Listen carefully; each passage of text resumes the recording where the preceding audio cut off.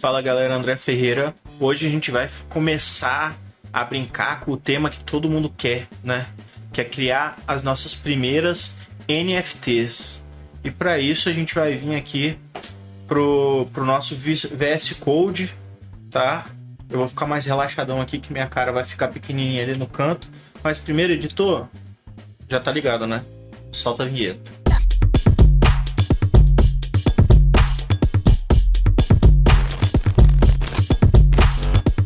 Bom, galera, para ficar um pouco mais simples, né? Eu não vou fazer aquele esquema de ficar escrevendo código ali. Eu já tenho um contrato aqui de um projeto que eu estou trabalhando recente, que é uma marketplace aqui, escrito 100% em smart contracts, tá? Então aqui eu tenho o contrato da NFT, que é derivado do contrato que eu já tinha feito na Usme Games, tá? Então eu peguei o contrato da Usme Games, adicionei algumas coisas a mais e eu vou passar passo a passo aqui para a gente entender o que é cada um dessas linhas que estão aqui, né? Eu espero que esteja dando para ver aí legal. Eu vou aumentar aqui, eu acho que eu já cheguei no máximo que eu podia aumentar. Ok, vamos lá. Então esse aqui é um contrato em Solidity, né? Vocês vão ver que tem a extensão .sol. Eu estou usando aqui aquele cara que a gente configurou no último vídeo de Smart Contracts, né, que é o Hard Hat. Link está na descrição para quem ainda nunca viu falar do Hard Hat. Você pode procurar o link aí na descrição. Eu não consigo ainda linkar os vídeos anteriores, mas se vocês procurarem no canal, vai ter a playlist de Smart Contracts, vai ter um vídeo que eu falo sobre Ganache, sobre Hard Hat e Open Zeppelin. Esse vídeo é extremamente importante para vocês entenderem o que é cada uma dessas ferramentas que a gente está utilizando. E depois eu fiz um vídeo mostrando como é que funciona a configuração do Hard Hat e do Open Zeppelin, e a gente fez um contrato em RC20. Então esse aqui é um contrato que vai ser em RC721, e aí a diferença, por que o NFT é 721.1155 e os tokens é RC20? Justamente porque no NFT a gente tem a possibilidade de conseguir diferenciar dois NFTs dentro do mesmo contrato. Então a gente consegue fazer um contrato que vai ter uma série de NFTs lá dentro. E aí a gente vai entender certinho isso daqui, como é que funciona na prática, tá? Então voltando aqui, eu vou até tirar essa linha aqui que ela tá errada. Eu estou utilizando aqui o framework do Open Zeppelin, tá? Eu comecei a configuração disso lá naquele wizard que está disponível no site do Open Zeppelin. Vocês procurarem, vocês conseguem achar fácil. E lá eu falei o seguinte, eu quero gerar um token NFT, né, um token 721, e eu quero que tenha algumas configurações específicas, tá? Vamos a essas configurações. Eu importei aqui o Enumerable, que é uma configuração para mim conseguir colocar um número em cada NFT que eu gerar. Eu coloquei uma outra extensão aqui, para eu poder queimar essa NFT caso eu precise, mas obviamente que depois que eu passo a propriedade dessa NFT, que se você comprou aquela NFT, eu não tenho mais o controle dessa NFT, e a gente vai mostrar ali dentro do código como que é feito isso, né? Como é que é a propriedade do NFT, ela é verificada antes dela ser queimada, caso esse comando seja executado. E eu coloquei essa extensão aqui que se chama URI Storage. Para que serve esse cara? Esse cara é muito importante. Em algum vídeo, eu não lembro qual foi o vídeo que eu falei sobre isso, as NFTs, elas são uma certificação de propriedade, né? Mas propriedade de quê? A gente precisa mandar para o nosso Smart Contracts uma série de metadados. Esses metadados, eles usam um formato de JSON. Na prática, originalmente, você pode mandar qualquer tipo de dado, né, de metadado. Por convenção, se usa JSON porque é o modelo mais usual do JavaScript, né? E o JavaScript é a linguagem que a gente mais utiliza dentro do processo de Smart Contracts. Então o JSON é utilizado para gerenciar esses metadados. E o que pode ter dentro desses metadados?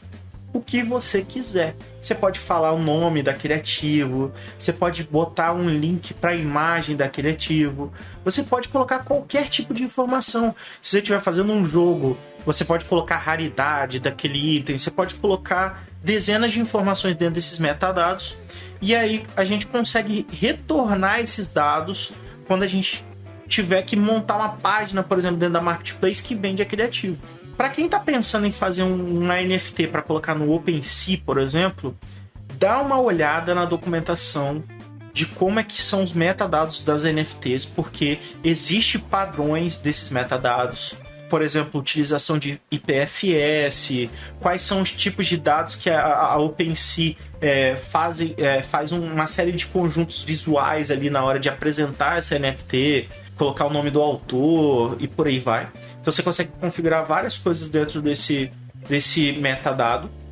Depois o ideal, né, o correto é você mandar esse metadado via IPFS, tá? Eu vou fazer um vídeo no futuro, né, eu não sei quando ainda, mas falando exclusivamente de IPFS e Filecoin. Também existem outras soluções de uso de APIs para você poder não precisar ter um node de IPFS na sua máquina e conseguir mandar suas informações para o IPFS.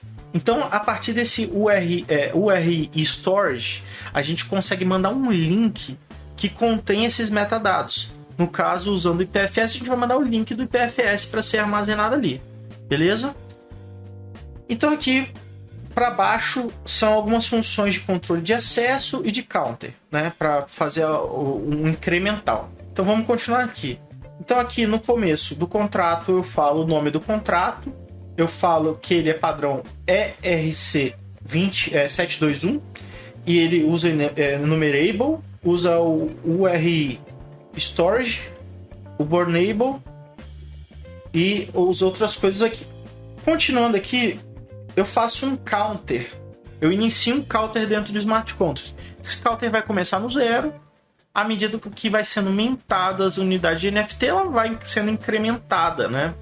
Esse counter ele precisa ser criado dessa forma para quê? Para ser armazenada essa informação a cada vez que é mintado um novo NFT, essa informação é salvo junto, porque senão ia ser zerado a cada vez que o contrato tivesse uma interação com esse contrato, beleza? Descendo um pouquinho aqui, a gente vê o seguinte: esse contrato ele é diferente do RC20 que a gente criou. Por quê? Porque eu tenho aqui algumas informações de permissionamento. Esse contrato ele não é só o proprietário que tem o controle desse contrato. Então, eu estou usando o Access Control, né, que é um contrato de Solidity para controle de permissionamento do OpenZeppelin. E aqui eu posso definir quais carteiras têm acesso a determinados tipos de função dentro do meu contrato.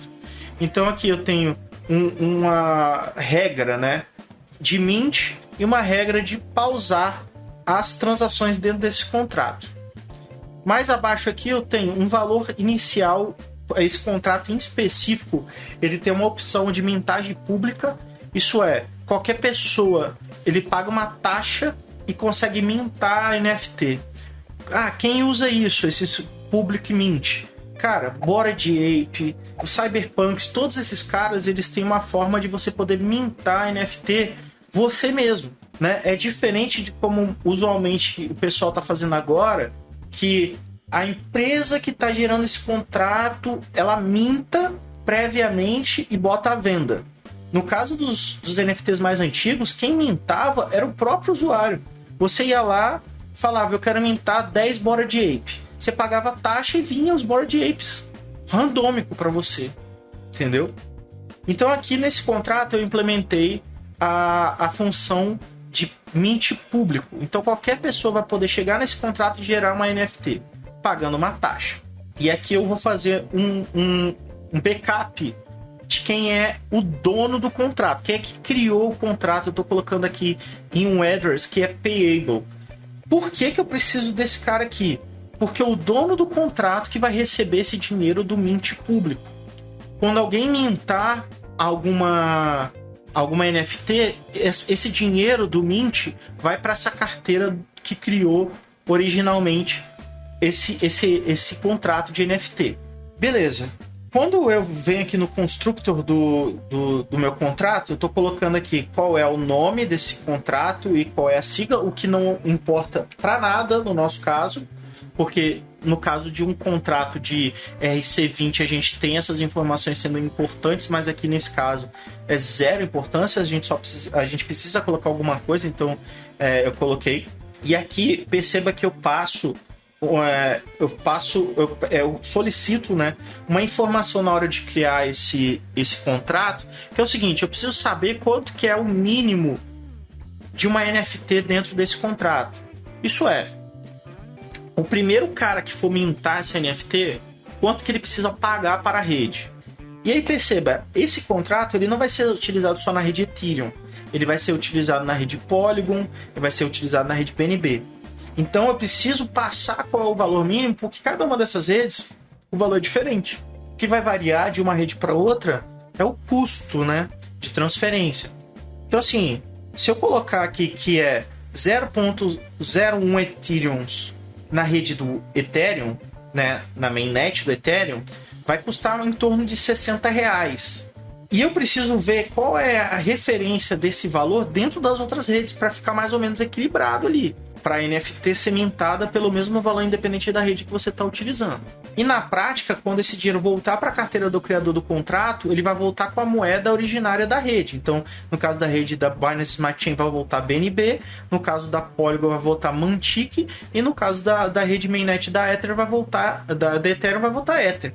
Beleza. Então aqui eu preciso colocar esse payable, que eu preciso falar que essa carteira ela pode receber pagamentos. Se eu não colocar isso daqui, a carteira não recebe pagamentos, né? Então a gente precisa colocar essa propriedade, e aqui eu seto o cara que criou esse contrato com as permissões de administrador do contrato, de poder pausar o contrato, de poder mintar novas unidades de NFT, tá? Inclusive o cara que é o dono do contrato, ele pode mintar NFT de graça. Você imagina, eu sou o criador do contrato. Aí a cada NFT nova que vai sendo criada dentro da minha coleção, por exemplo, eu quero ter uma unidade para mim, então eu posso mintar de graça, né? Então eu tenho permissionamento de mint aqui, e depois a gente vai ver que é gratuito, né? Beleza. Quando eu passo as funções para poder pausar o contrato, eu também, como eu estou utilizando o Access Control, eu preciso falar quem tem autorização para poder pausar e despausar o contrato, né? Então eu preciso colocar aqui, dar um overload, né, que a gente chama da função originária. A gente coloca aqui, ó, only role, né? Então só quem tiver permissão daquele nível de permissionamento possível que pode fazer esse tipo de atividade. Aí agora a gente tem a função de burning, né, para queimar esse NFT. Ah, cara, mas por que eu queimaria uma NFT? Sei lá, vamos dizer que você não quer mais aquela NFT, ou você gerou várias NFTs, você tem repetido e você tá vendo que aquela NFT tá muito desvalorizada. Às vezes você quer queimar algumas unidades para poder valorizar as que você tem, enfim. Existe essa função de burning, e só quem tem permissão para queimar uma NFT é quem é o proprietário daquela NFT. Então perceba aqui, ó, nessa linha aqui, na linha 41, ele faz uma verificação seguinte: o cara que tá mandando, o sender, né, que está mandando a mensagem para o contrato, ele é o proprietário desse token que ele está mandando, e aqui ele pede o ID do token. Por que precisa se mandar o ID do token? Como a gente falou, um mesmo smart contract pode conter NFTs diferentes. Então ela tem um número que vai começar no 0 e vai sendo incrementado a cada mint. Então quer dizer o quê? Se o cara manda uma informação para poder queimar uma NFT, eu preciso que o contrato valide se aquele número, né, aquela NFT de fato pertence àquela pessoa. Porque cada NFT pode ter um proprietário diferente.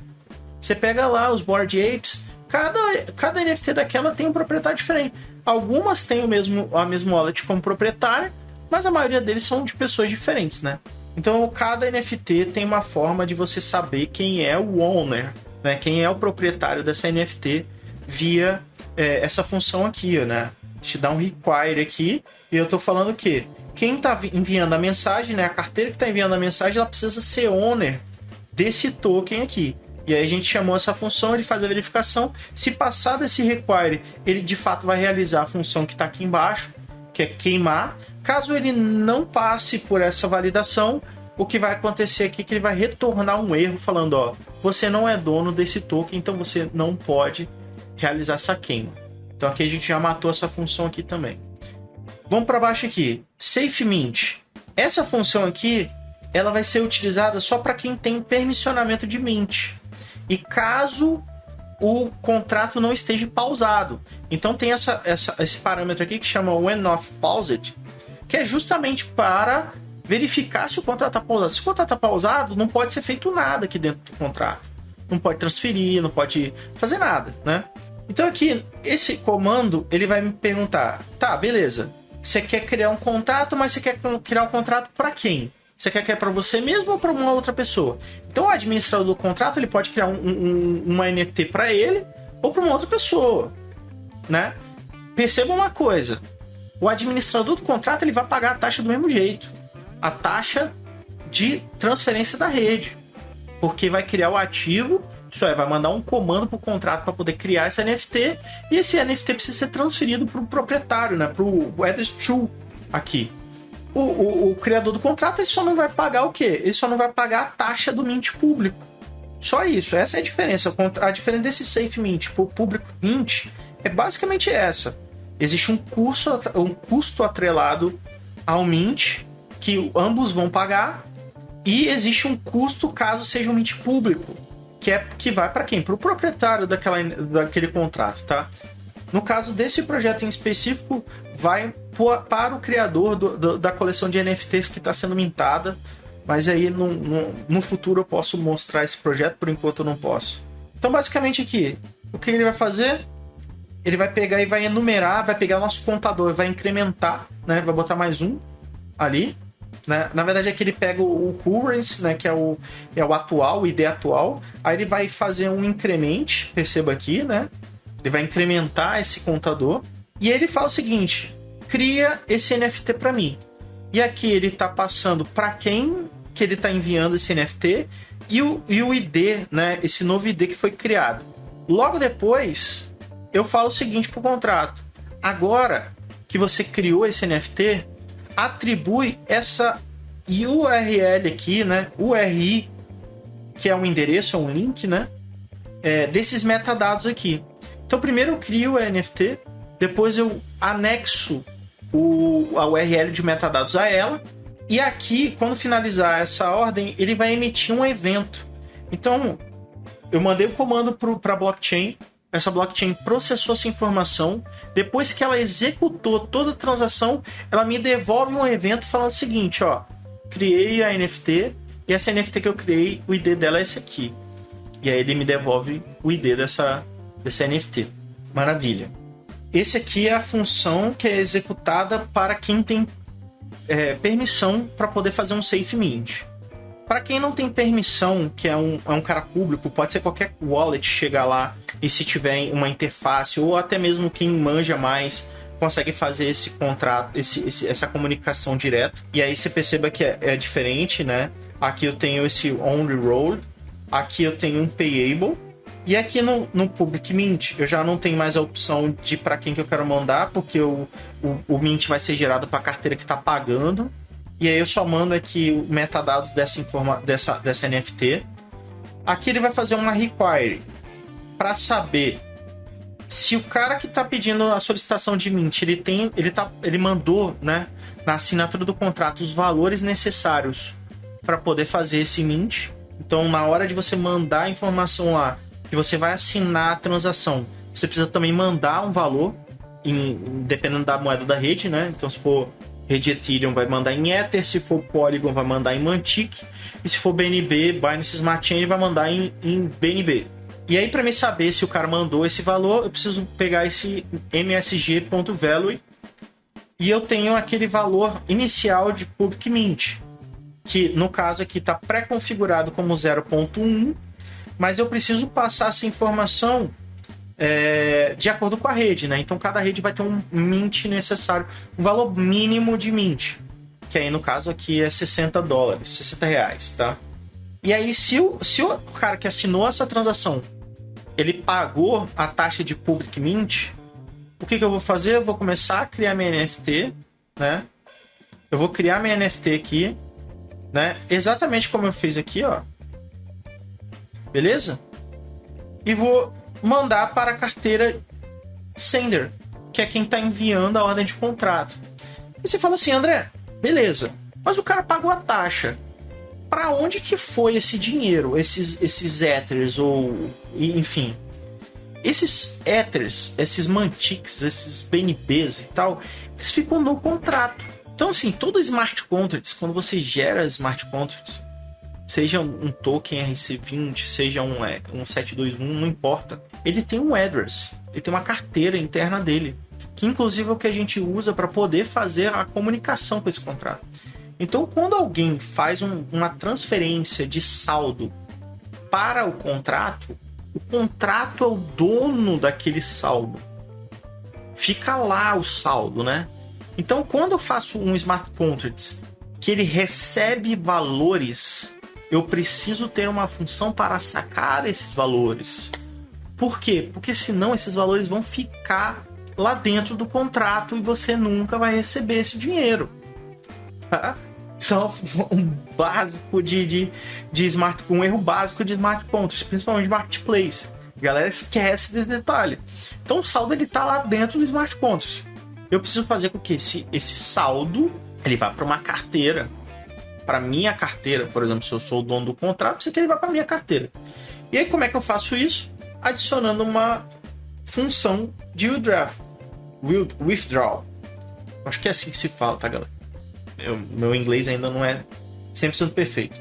E aqui, o que eu vou fazer nessa função? Simples. Essa função só pode ser chamada pelo proprietário do contrato.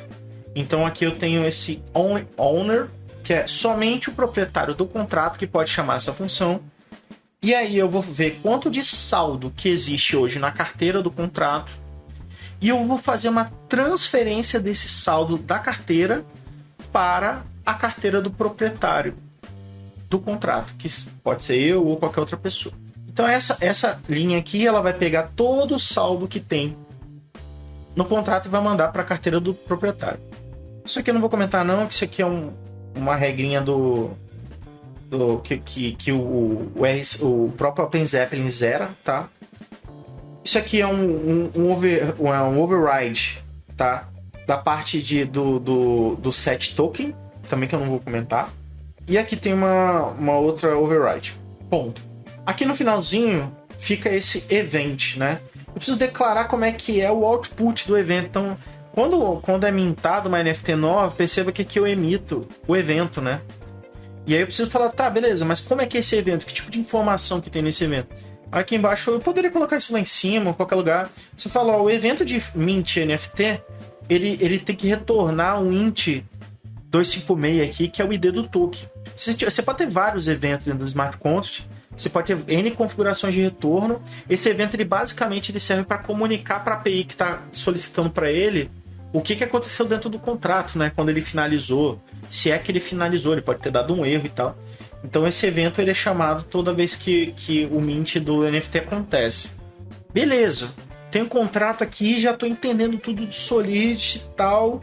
E aí, como é que eu faço agora para poder fazer essa NFT? Cara, mesmo processo do RC20. Você vai mandar dar deploy. Esse deploy ele vai gerar o smart contract dentro do Ganache, no caso aqui. Depois, se você for fazer a configuração disso dentro de outras redes, eu vou até mostrar aqui para vocês a configuração do Hard Hat, né? Perceba aqui o seguinte, ó. Eu fiz a configuração da rede local, né? A rede local do Ganache, que eu estou testando, obviamente. Aqui eu coloquei algumas contas que o Ganache me gera, né? Essas private key. Por isso que eu tô nem aí se vocês estão olhando essas carteiras aí, porque são carteiras de rede local. Ah, pode utilizar essa carteira em produção? Pode, mas não vai ter nada lá, né? Enfim. E aqui eu tenho a configuração da rede local. Aqui para baixo eu tenho já a configuração da rede Mantic, tá? Que é a rede da Polygon. E aí eu já tenho a configuração aqui, no caso, obviamente, que eu não ia mostrar minha carteira, minha chave privada da rede Mantic. E aqui eu tenho a configuração da rede da Binance Smart Chain, também com a minha carteira privada, né? Que eu passo por variável de ambiente, né? Então, assim, essa aqui é a forma particularmente que eu considero de você poder configurar um sistema sem você precisar deixar suas chaves públicas aqui, né? Você vai passar tudo por variável de ambiente, aí você controla isso lá no servidor de produção, que é quem de fato vai fazer a sua operação, né? E aqui eu poderia colocar, né, a rede do Ethereum, né? Por exemplo, botar aqui a mainnet né? Ou, né, Ethereum. E aqui eu faria a configuração da rede do Ethereum. Botaria aqui como é que é e tal. Uma coisa interessante com relação à rede Ethereum para a geração de smart contracts é o seguinte. Até a última vez que eu fiz um smart contract dentro da rede da Ethereum, eu precisava de uma interface para comunicação com o full node. Existem algumas APIs que fazem isso e tal. Por incrível que pareça, né, eu acredito que deve existir alguma forma de interface oficial da Ethereum, né, para você poder fazer direto. A Mantic e a BNB, ela fornece pra gente uma URL para você fazer essa interface de mintagem, né? Mas a rede do Ethereum, até pouco tempo atrás, se não me falha a memória, você precisava ter uma API aí, né? É meio ruim, né? Porque você tem que fazer conta lá, então, mas nada isso é de graça normalmente para você fazer, a não ser que você faça muita volumetria de transação. Mas aí você precisa ter a chave de API para poder mandar e tal, isso aqui. Eu não lembro de cabeça. Acho que eu usei uma tal de Gate.io, alguma coisa assim. Não lembro direito o nome do framework que eu usei, da API que eu usei para poder comunicar com a mainnet. Mas você pode ter o full node dentro da sua máquina, se quiser, né? Se tiver com disposição, você faz um localhost, aponta lá na porta e você consegue fazer uma comunicação com o full node direto da sua máquina. Mas obviamente que é muito mais fácil você usar uma API qualquer aí para poder gerar isso. Pô, bacana. Fui lá, fiz o deploy, pô, tudo certinho. Já tô com o address do contrato, e agora? Como é que eu faço para gerar os meus NFTs? Calma, pequeno padawan. Esse daí já é outro problema. Isso vai ser o tema de um próximo vídeo. Como que a gente vai mintar os nossos NFTs? Como é que a gente vai transferir esses NFTs? Porque isso é muito mais complexo. Eu poderia até explicar isso mostrando os testes automatizados que eu tenho aqui, né? Eu tenho esse código aqui. Eu vou deixar o link na descrição desse projeto aqui, né, do Soul Crypto, caso alguém tenha interesse aqui poder ver e tal. Esse código aqui, eu consigo fazer um teste para poder mintar o NFT e verificar a autenticidade desse NFT, se ele está funcionando e tal. Mas quando eu falo de fazer isso em produção, é outro nível de complexidade. A gente vai precisar usar o framework do Web3, né? Então, mais para frente, quando eu estiver falando de marketplace, a gente vai começar de fato a fazer os mints, a transferir e tudo mais, tanto do token quanto do NFT. No próximo vídeo, eu vou continuar falando de smart contract só, puro, Solidity puro, antes da gente começar a entrar de fato nas interações, né, desses contratos, porque aí a gente já começa a ficar mais complexo, precisa de programação, enfim, e aí eu vou deixar para um próximo vídeo. Se você está gostando desse conteúdo, seja de smart contract, blockchain e todos os outros que eu estou criando aqui, cara, se inscreve no canal aí, dá uma força, dá um like, manda para seus amigos, e é isso. Valeu, galera, até o próximo vídeo aí. Valeu.